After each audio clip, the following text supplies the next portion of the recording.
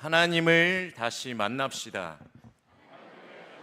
네, 부르심을 기대합시다. 네, 마지막으로 내 안의 불꽃을 다시 일으킵시다. 네, 감사합니다. 화약을 발명한 노벨이 어느 날 여행을 하다가 아침에 신문을 보고 되게 깜짝 놀랐다고 합니다. 왜냐하면 그 신문에 자기의 부고 기사가 적혀 있었다고 해요. 그래서 알고 봤더니 그의 형이 죽은 것인데 이제 신문에 자기가 죽었다는 부고가 잘못 실렸던 거라고 합니다. 근데 문제는 그 부고에 실린 그 제목에 있었다고 합니다. 그 당시 노벨은 화약을 발명하면서 되게 큰 돈을 벌었지만 그것이 많은 사람을 죽이는 무기로 쓰임 받는 것에 양심의 가책을 받고 많은 고민을 하고 있었다고 합니다. 그런데 이 부고에 제목이 이렇게 쓰여 있었다고 합니다. 죽음의 상인 다이너마이트의 발명자 알프레드 노벨의 사망. 네.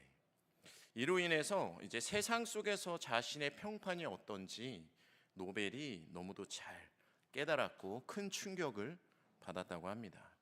그래서 자신은 한 번 죽었다 살아났다라는 생각으로 그 이후에 지금까지 벌어들였던 많은 돈을 인류에게 쓰기로 다짐하고 노벨상을 만들게 되었다고 합니다. 여러분, 오늘 본문 속에도 익히 너무도 잘 아는 한 명이 등장합니다. 바로 모세죠. 근데 모세도 한 번 죽었던 사람입니다. 그는 미디안 광야에서 80세가 될 때까지 이제 40년의 양을 치며 지내면서 죽은 듯이 살았습니다. 처갓집 신세를 지는 80 먹은 양치기 노인, 이것이 현재 모세의 모습이었습니다. 40년 전 민족을 위해서 일하겠다고 나섰던 패기는 사라진 지 오래였습니다. 한 번의 실수 그리고 실패로 인해서 동족에게도 환영받지도 못하고 이집트의 왕자로서의 지위도 잃은 채 도망자가 되어서 그저 미디안 광야로 도망쳐 와야 했습니다. 이제 그는 가슴에 뜨거운 열정과 사명의 불꽃은 다 사그라지고 그저 모든 것을 포기하고 평범하게 양을 치는 그저 한 목자로 지내면서 결혼해서 아이를 낳고 살고 있었습니다. 아마도 그는 이만하면 됐다고 생각하고 그냥 살아내고 있었을 것입니다. 그런데 어느 날 하나님께서 그의 삶에 개입하셨습니다. 이미 죽어있던 모세에게 나타나셔서 그를 만나주시고 그의 가슴에 다시 한번 불을 지펴주셨습니다. 그의 가슴 속에서 다시 불꽃이 타오르게 하셨습니다. 그리고 바로 그때부터 처갓집살이 하는 80 먹은 양치기 노인의 삶이 바뀌기 시작했습니다. 오늘 본문은 바로 하나님께서 그를 다시 만나주시고 불을 붙여주시는 장면입니다. 호렙산 떨기나무에 붙은 불은 그의 가슴에 다시 붙여주신 사명의 불꽃이었습니다. 꺼지지 않고 타오르던 그 불은 모세의 가슴에 붙어서 그가 죽을 때까지 꺼지지 않았던 사명의 불꽃이 되었습니다. 사랑하는 성도 여러분, 우리의 가슴에도 불이 붙어야 합니다. 식어진 가슴에 불이 붙어야 합니다. 하나님을 향한 뜨거운 열정이 다시 살아나야 합니다. 다시 한번 사랑의 불꽃, 사명의 불꽃, 믿음의 불꽃이 타올라야 하는 것입니다. 그래서 실망과 좌절의 자리에서 일어나서 하나님을 위해 힘차게 달려가는 인생이 되어야 합니다. 오늘 말씀을 통하여서 여러분들의 죽었던 심령 가운데 다시 한번 타오르는 불꽃이 임하기를 축복합니다. 차갑게 식었던 가슴이 있다면 녹아지고 하나님을 다시 만남으로 내 가슴 속에 다시 한번 활활 타오르는 사명의 불꽃이 일어나길 소망합니다. 죽은 것과 같았던 모세에게 찾아왔던 그 하나님, 모세를 만나주시고 그에게 다시 한번 사명을 회복시켜 주시는 그 하나님의 역사가 26년도를 시작하는 바로 지금 이곳에 앉아 계신 그리고 운남의 모든 성도님들 가운데 임하기를 간절히 축복합니다. 하나님은 우리를 언제 만나 주실까요? 우리를 언제 당신의 거룩한 사명자로 부르실까요? 첫 번째로는 내가 마땅히 해야 할 일을 하고 있을 때 하나님은 나를 부르신다라는 것입니다. 오늘 우리는 모세가 언제 하나님의 부르심을 받았는가에 주목해 봐야 합니다. 그것은 그가 장인들의 양들을 치고 있을 때였습니다. 그가 어떠한 위대한 일을 하고 있을 때 하나님은 그를 부르신 것이 아니라는 것입니다. 하나님은 그가 그저 일상적으로 자신의 생업 속에서 열심으로 성실히 일하고 있을 때 찾아오셨습니다. 오늘 본문 3장 1절의 말씀을 제가 다시 읽도록 하겠습니다. 모세가 그의 장인 미디안 제사장 이드로의 양떼를 치더니 그떼를 광야 서쪽으로 인도하여 하나님의 산 호렙에 이르매. 아멘. 여러분, 현재 우리의 삶에 최선을 다하지 않는다면 우리는 하나님이 주시는 기회와 하나님의 부르심을 듣지 못하게 되는 것입니다. 오래전에 미국 필라델피아의 조그만 여관에 비가 몹시 내리는 밤 1시경에 어떤 노부부가 찾아왔다고 합니다. 여러 군데를 다녔는데 방이 다 차 있어서 이 여관까지 온 것이었어요. 근데 젊은 지배인은 마침 이 도시에서 세계 큰 회의가 있어서 어디를 가나 방은 없을 것이라고 말하였다고 합니다. 그리고 그 젊은 지배인이 이렇게 제안을 했다고 합니다. 이 늦은 시간에 댁들과 같은 멋진 노부부를 비가 쏟아지는 거리로 내쫓고 싶지는 않습니다. 그리고 자신의 방을, 나의 방을 내어주었다고 합니다. 다음 날 아침에 노부부는 젊은 지배인에게 이런 약속을 하고 떠났다고 합니다. 자네에게 미국에서 가장 훌륭한 호텔을 지어주겠네. 젊은 지배인은 그저 그냥 빈말이라 생각하고 그 후에 삶을 살아냈다고 합니다. 근데 그 일이 있은 후 2년 후에 뉴욕에서 왕복 기차표와 함께 초청장을 받았다고 합니다. 그리고 그 초청에 응해서 뉴욕에 갔을 때 2년 전에 만났던 그 노신사는 뉴욕 중심부 맨하탄 5번가에 새로 지은 큰 빌딩으로 그를 인도했다고 합니다. 그리고 이렇게 말했다고 합니다. 이곳은 자네에게 운영해 보라고 새로 지어주는 호텔이라네. 그 노신사의 이름은 윌리엄 월도프 에스토어였고 그 호텔은 오늘날 세계적으로도 가장 유명한 월도프 아스토리아 호텔이라고 합니다. 지금도 이제 외국의 대통령이나 수상 등 국가 원수들이 미국을 방문하면 머물곤 하는 그런 호텔이라고 하는데 무심히 지나치기 쉬운 작은 일 하나가 그 젊은 지배인의 인생에 큰 변화를 가지고 왔던 것입니다. 여러분, 하나님이 주시는 기회와 소명은 우리가 최선의 자세로 나의 삶에 충실할 때 주어지는 것입니다. 이것을 잊지 마시기 바랍니다. 어리석은 사람은 다음 날의 위대한 꿈을 생각하며 오늘의 삶에 충실하지 못합니다.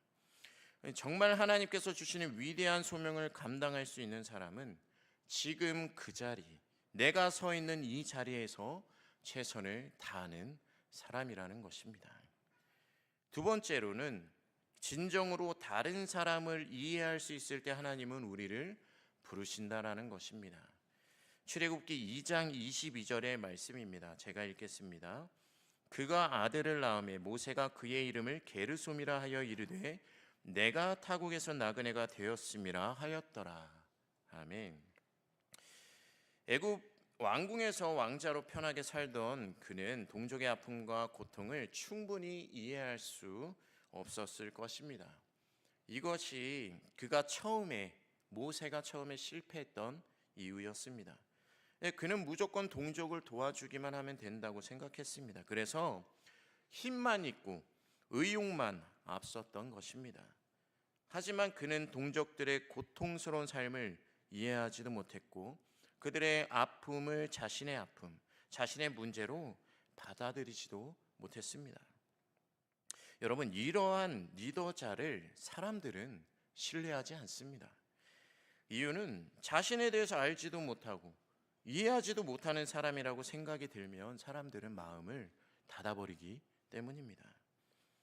때때로 하나님께 쓰임받는 사람들은 종종 어려움을 겪게 됩니다. 그리고 그 연단의 광야를 거친 후에야 하나님은 그들에게 사명을 맡기시고는 합니다. 여러 가지 이유가 있겠지만 그 중에 가장 중요한 부분은 아마 그래야 그가 어려움 속에 빠진 사람들을 온전히 공감하게 되고 알게 되기 때문일 것입니다. 그리고 그들을 이해할 수 있을 때 비로소 다른 사람들도 그를 신뢰하기 시작하기 때문입니다. 모세는 미디안에서 객으로 살면서 비로소 애굽에 사는 히브리인들, 이스라엘 백성들의 생활을 이해하게 되었던 것입니다. 남의 나라에 산다는 것이 무엇인지, 나그네의 삶이 어떤 것인지 알게 되었습니다. 이제야 진정으로 자신의 동족을 사랑하게 되고 그 아픔을 내 마음으로 받아들이게 되었다는 것입니다. 여러분, 이때 하나님은 모세를 만나 주셨습니다. 하나님이 언제 나를 만나 주실까? 언제 하나님이 나를 부르실까? 그것은 내가 진정으로 다른 사람을 이해할 수 있을 때라는 것입니다. 내가 외로움과 아픔을 경험하고 다른 사람의 외로움과 아픔을 진정으로 나의 것으로 느끼고 받아들일 수 있을 때 하나님은 나를 만나 주시고 내게 능력 주시고 새 힘을 허락해 주신다라는 것입니다. 이것이 광야의 은혜입니다. 광야 생활을 경험해 본 사람만이 고난이 무엇인지 압니다. 그리고 그 고난을 겪고 이겨낸 사람이 진정한 사랑 또한 알 수 있다라는 것입니다. 고린도후서 1장 5절부터 7절까지의 말씀을 우리 한 목소리로 함께 읽어보도록 하겠습니다. 고린도후서 1장 5절부터 7절까지의 말씀입니다. 시작.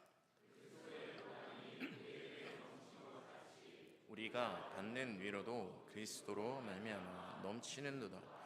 우리가 환난 당하는 것도 너희가 위로와 구원을 받게 하려는 것이요, 우리가 위로를 받는 것도 너희가 위로를 받게 하려는 것이니 이 위로가 너희 속에 역사하여 우리가 받는 것 같은 고난을 너희도 견디게 하느니라. 너희를 위한 우리의 소망이 견고함은 너희가 고난에 참여하는 자 된 것 같이 위로에도 그러할 줄을 알미라. 아멘. 여러분, 눈물 젖은 빵을 먹어보지 않은 사람은 인생을 말할 자격이 없다라는 이야기들을 하시죠. 먹고 살기 위해서 고생을 해보지 않은 사람, 인생의 고통을 모르는 사람은 인생의 무게를 모른다라는 뜻입니다. 하나님께서는 우리를 부르셨습니다. 그의 부르심의 가운데에는 우리를 위로자 그리고 치유자로 삼기 위해서 부르신 분명한 목적이 있습니다. 하나님은 우리가 다른 사람의 아픔도 이해하고 그들을 정말 사랑으로 대해주고 또 이해해 줄 수 있는 사람이 되었을 때 그때서야 위대한 하나님의 사명자로 우리를 초청하신다라는 것입니다. 세 번째로는 하나님은 우리가 홀로일 때 우리를 부르신다라는 것입니다. 하나님이 언제 나를 다시 만나 주시는가? 이 질문에 대한 또 하나의 대답은 외로움을 견딜 수 있을 때라고 이야기하는 것입니다. 여러분, 모세가 내가 타국에서 객이 되었다 고백하는 것은 그의 외로움을 말하는 것입니다. 사실 그는 졸지에 부모와 가족을 떠나고 바로의 궁을 떠나고 동족을 떠나 미디안 광야에서 살아야 했습니다. 결혼은 하고 살고 있었지만 아마 그 내심에는 외로울 수밖에 없었을 것입니다. 아들을 낳자 비로소 위로를 받은 것 같았지만 여전히 외로울 수밖에 없는 존재, 그 존재가 나라고 지금 고백하고 있는 것입니다. 그때 하나님은 그를 찾아오셨습니다. 여러분, 우리들은 외로울 때가 돼야만, 혼자만의 시간이 돼야만 비로소 절실하게 하나님을 바라보는 존재들입니다. 하나님도 그것을 너무도 잘 알고 계십니다. 그렇기에 외로움 속에서 하나님은 우리의 시선이 하나님과 맞춰질 때를 기다리고 계시는 것입니다. 믿음의 길을 가는 것은 외로운 것입니다. 사명의 길, 외로운 길입니다. 시시때때로 사람들이 이해해 주지도 않고 받아주지도 않고 함께해 주지도 않을 때가 너무나도 많습니다. 더구나 가장 나를 잘 이해해 줄 것 같은 친구들이나 또 나의 가족들이 나를 이해해 주지 않을 때 정말 큰 외로움의 강을 우리는 건너게 됩니다. 하지만 여러분, 외로움 자체로는 아무런 의미가 없는 것입니다. 진정 하나님의 부르심이 있는 그 순간, 그 외로움 속에서도 견딜 수 있는 믿음이 우리 가운데 있을 때라고 지금 이야기하고 있는 겁니다. 이러한 외로움, 사명자의 외로움, 믿음의 외로움, 홀로 믿음의 길을 견디며 걸어가고 있는 그 사람에게 하나님의 사명을 맡기신다라는 것입니다. 사람은 알아주지 않아도 받아주지 않아도 때로는 하나님의 일을 하면서도 오해를 받고 핍박을 받을 때라도 오직 하나님만 바라보고 하나님만 의지하고 담대히 나아갈 수 있을 때 비로소 하나님께서 맡기신 하나님의 일을 우리가 할 수 있다라는 것입니다. 이런 영적인 고독, 사명의 고독을 견디지 못하게 되면요, 자꾸만 사람을 의지하려고 합니다. 세상적인 것들로 그 외로움을 극복하려고 해요. 내 안에 있는 공허함, 그것들을 세상 것으로 채우려고 합니다. 그리고는 결국 실족하거나 제약된 길에 빠져 범죄하게 되는 것입니다. 사랑하는 여러분, 많은 하나님의 사람들, 믿음의 사람들이 이 영적인 고독, 사명의 고독을 견디지 못해서 쓰러지고 넘어집니다. 사명이 클수록, 믿음이 클수록 그만큼 유혹 또한 많고 공격도 많은 것이 바로 현실이기 때문입니다. 높은 곳에는 바람이 더욱 세차게 불기 마련입니다. 이 바람을 이길 수 있는 믿음이 우리 가운데 있을 때 하나님은 우리를 불러 만나 주시고 우리에게 불꽃과 같은 사명을 주신다라는 것입니다. 그래서 하나님은 모세가 맡기실 사명을 감당할 수 있는 자가 되도록 그를 아는 사람이 전혀 없는 광야로 보내셨고 외로움을 견디는 훈련을 받게 하셨습니다. 의지할 사람이 전혀 없는 곳으로 하나님만 의지하는 믿음의 훈련을 받게 하신 것입니다. 사람을 의지하면 반드시 실망하게 됩니다. 사람은 다 연약하고 부족한 존재이기 때문입니다. 사람을 의지하지 마시고 하나님만 의지하시기를 축복합니다. 외로움 속에서도 홀로 믿음으로 설 수 있는 훈련들을 하시기 바랍니다. 그때 하나님은 비로소 여러분들을 부르시고 만나 주실 것이기 때문입니다. 마지막으로 네 번째로는 우리가 완전히 힘이 빠졌을 때 하나님은 우리를 부르신다라는 것입니다. 하나님을 경험하는 삶이라는 책으로 유명한 헨리 블랙갑이라는 분이 쓴 영적 리더십이라는 책이 있습니다.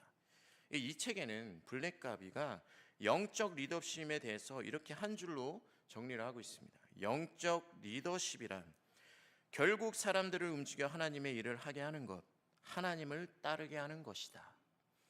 그리고 그는 이러한 영적인 리더십을 실제적으로 발휘할 수 있는 리더자는 과연 어떤 사람들인가 5가지의 유형을 들고 있습니다. 첫 번째로는 많은 실패 경험이 있는 사람이 리더자라는 것입니다. 사람들은 많은 실패의 경험을 가진 사람을 따르고 또 고난을 받은 많은 고난을 겪은 사람을 신뢰한다고 합니다.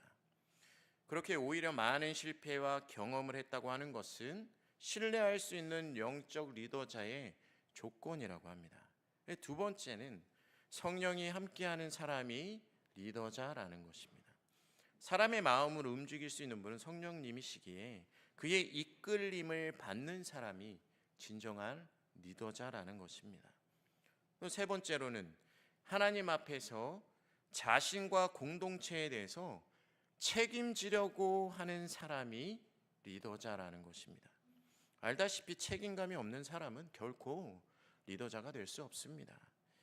네 번째로는 자기의 선택의 대상을 찾는 것이 아니라 하나님이 기뻐하시는 것을 찾는 사람이 리더자라는 것입니다. 여러분, 리더자는 사람을 동역하게 해서 그들로 하여금 하나님의 거룩한 일을 동참하게 하는 사람입니다. 이 영적인 리더자에게도 이것이 가장 중요한 부분이라는 것입니다. 그래서 사람을 쓸 때 그가 고려해야 할 것은 이 사람이 하나님을 기쁘게 하는 사람인가, 그 점을 눈여겨보고 사람을 써야 한다 이야기하고 있는 것입니다. 마지막 5번째로는 하나님의 계획에 순종하는 사람이 바로 리더자라는 것입니다. 여러분, 순종이 우선시되지 않는 자, 하나님의 계획에 순종할 수 없는 사람은 결코 리더자가 될 수 없습니다. 사랑하는 성도 여러분, 하나님은 모세가 완전히 힘이 빠지고 모든 것을 놓아버렸을 때 그를 만나주셨습니다. 그는 이미 나이가 80이었습니다. 이제는 40대처럼 여차하면 그저 주먹을 휘두르고 힘을 쓸 수 없는 처지가 되어 있었습니다. 그런데 이때 하나님께서는 그를 만나주신 거예요. 참 이상하지 않습니까? 세상적인 기준으로 보면 힘이 철철 넘치고, 혈기왕성하고 무엇인지 맡기면 모든 것을 해낼 것 같은 젊을 때에 맡기시지 않고 어찌 보면 이빨 빠진 호랑이, 모든 것 다 내려놓고 다 늙어버린 그때에 모세를 만나시고 일을 맡기셨기 때문입니다. 여러분, 이것이 하나님이 사람을 택하는 방법이며 기준입니다. 자신의 힘이 완전히 빠진 사람, 그래서 자신을 의지하지 않는 사람, 성령께 모든 것을 맡길 수 있는 사람, 하나님께 순종할 준비가 되어 있는 사람, 그 사람을 찾는 것이 하나님의 방법이라는 것입니다. 오늘 본문뿐만 아니라 출애굽기 전반을 보면 모세가 반복적으로 하는 말이 있습니다. 그것은 자기는 할 수 없다라는 말입니다. 출애굽기 4장에도 그는 계속해서 자신은 그런 큰 일을 감당할 수 없다 말합니다. 여러분, 40년 전에는 자기가 무엇이든지 할 수 있다고 큰소리 떵떵 치고 스스로 앞으로 나섰던 모세가 이제는 아무것도 할 수 없다 고백하고 있는 것입니다. 그런데요, 오히려 하나님은 이런 그에게 지금 백성을 구원하는, 어찌 보면 인생의 가장 큰 사명을 맡기고 계시는 것입니다. 하나님의 일은 사람의 힘으로 하는 것이 아닙니다. 하나님의 일을 사람의 힘으로 하려 하다가는 40년 전의 모세의 그 실패처럼 우리 또한 실패할 수 있다라는 것입니다. 나의 힘과 지혜로 하나님의 뜻을 이루는 것은 하나님의 방법이 아닙니다. 그렇게 우리의 힘이 다 빠졌을 때 하나님은 오히려 우리를 더욱 사용하시고 그때서야 하나님께서 일하기 시작하시는 것입니다. 우리는 어떻게 하나님을 만날 수 있습니까? 언제 하나님께서 나를 만나주시고 내게 은혜를 주십니까? 내 힘이 다 빠졌을 때인 것입니다. 내가 완전히 죽었을 때입니다. 나는 아무것도 할 수 없고 아무 능력도 없고 아무 희망도 없다고 주님 앞에 고백할 때입니다. 그때 바로 하나님이 일하실 때인 것입니다. 내 모습을 하나님께 온전히 맡길 때 하나님은 비로소 나를 통해서 일하시고, 하나님 앞에서 내가 완전히 죽을 때에 비로소 하나님은 내가 상상도 하지 못하는 그 능력을 주시고 새 힘을 주신다라는 것입니다. 사랑하는 여러분, 나를 하나님께 온전히 따르지 못하게 하는 것들이 있다면 26년도에는 차라리 그 모든 것들을 지우시고 버리시기 바랍니다. 그것들이 없는 것이 더 우리에게는 유익하기 때문입니다. 여전히 신앙생활을 하면서 힘이 빠지지 않은 사람분들이 계십니다. 그래서 낙심하고 실망한 분들이 계세요. 그분들은 이렇게 후회를 합니다. 차라리 성공하지 않았더라면, 차라리 내게 돈이 많지 않았더라면, 차라리 내 사업이 잘 되지 않았더라면, 차라리 내가 그러한 책임, 중직을 맡지 않았더라면, 그렇지 않았더라면 넘어지지 않았을 텐데. 여러분, 내가 가진 것들을 의지하기 시작하면요, 오히려 우리에게는 수많은 실패와 실수가 다가온다라는 것입니다. 나의 삶이 잘 되는 거, 내 사업이 잘 되는 거, 내 가정이 잘 되는 거, 내가 누리고 있는 그 수많은 부와 명예와 권력, 여러분들이 여러분의 힘으로 해낸 것이 아니기 때문입니다. 여러분, 우리의 힘을 빼야 합니다. 그때 하나님은 나를 부르시고 사명을 맡기십니다. 나의 의지, 나의 소원, 나의 욕심, 나의 생각 다 버리고 온전히 힘이 빠져야 하나님이 원하시면, 주님이 부르시면 내가 어디든 가겠나이다 라는 그 고백이 있을 때 하나님은 우리를 만나주시고 부르시고 사명을 주신다라는 것입니다. 호렙산 중턱 떨기나무에서 일어난 그 불은 나무를 태우는 불이 아니었습니다. 그 불은 모세의 못난 과거를 태우는 불이었습니다. 그리고 모세가 부름받은 자리는 초라한 떨기나무 앞에서였습니다. 아더 핑크라는 유명한 목회자, 성경학자가 있는데 이분이 이렇게 얘기했습니다. 떨기나무는 실상 모세 자신의 모습이다. 여러분, 떨기나무는 모세의 그림자입니다. 어두운 그림자예요. 우리들의 그림자입니다. 사막에 아무렇게나 버림받은 그 흔하디 흔한 떨기나무, 이 보잘것없는 떨기나무가 이것이 바로 모세 자신의 모습이고 바로 우리의 모습이라는 것입니다. 모세가 깨달아야 할 사실, 40년 동안 그것을 깨달아야 할 그 내용이 무엇이었냐면 바로 이것. 나는 그저 초라하기 초라한 떨기나무에 불과하다라는 사실이었다라는 것입니다. 젊은 시절의 떨기나무 그 모세는 혈기가 왕성하고 자기 힘에 취해 살았던 사람입니다. 그래서 한 시간도 채 타지 못하고 하루도 견디지 못하고 다 타버려서 죄가 되어 쓰러지고 말았던 것입니다. 이것이 모세의 인생 가운데 첫 번째 떨기나무의 경험입니다. 그런데 지금 그가 발견한 두 번째 떨기나무의 경험, 그 놀라운 것이었습니다. 똑같은 떨기나무에 불이 붙었는데도 연기가 나지 않습니다. 여러분, 신앙생활을 하는 가운데 둘러보시면 성숙하지 못한 사람이 하나님의 일을 감당하려고 할 때 어찌 보면 매캐한 연기를 피우고 다닙니다. 마음속의 향기를 뿜어내지는 못할 망정 아름답지 못한 연기를 피우고 다닌다라는 것입니다. 그리고는 쉽게 그 열정이 꺼져버려요.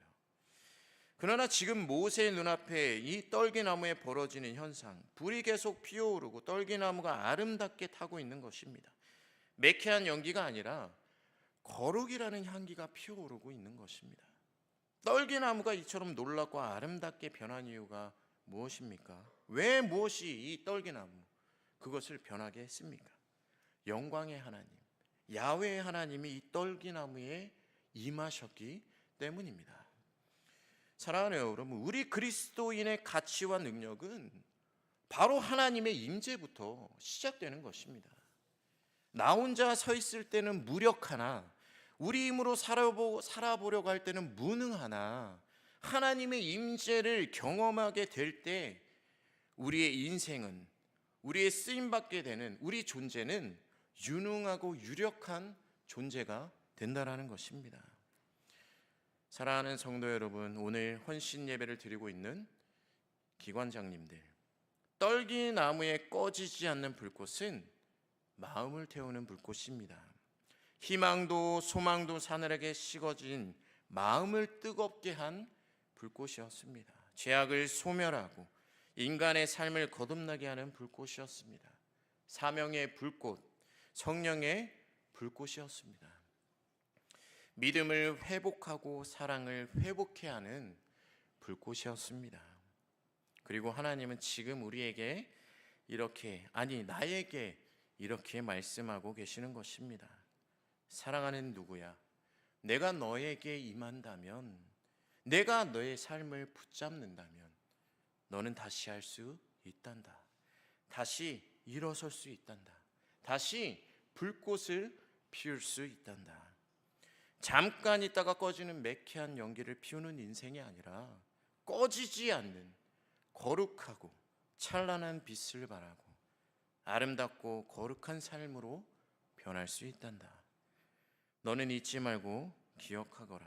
네가 어디를 가든지 내가 너와 영원토록 함께할 것이다. 아멘.